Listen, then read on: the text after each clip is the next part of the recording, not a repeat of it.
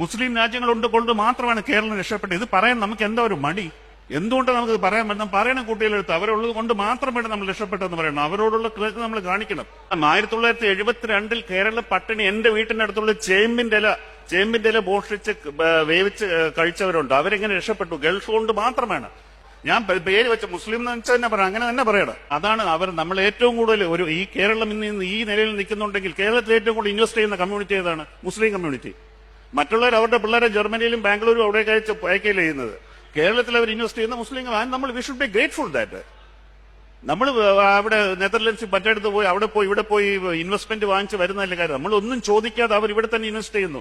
അതേ മറ്റുള്ളവർ ഇവിടെയുള്ള സാധനങ്ങൾ വിറ്റിട്ട് പുറത്തുപോയി ഇൻവെസ്റ്റ് ചെയ്യുന്നു. അപ്പൊ ഇത് തമ്മിലുള്ള ആരെയാണ് നമ്മൾ കൂടുതലും ഗ്രേറ്റ്ഫുൾ? അവർക്ക് നമ്മൾ ഓരോ ദിവസവും ഓരോ സ്ഥലങ്ങളിലും ഇവിടെ എത്ര പേർ മുസ്ലിം ഇൻവെസ്റ്റേഴ്സിന് അവാർഡ് കൊടുക്കണം പറയുന്നത്. അത് ജാതിയെ പ്രോത്സാഹിപ്പിക്കുകയല്ല.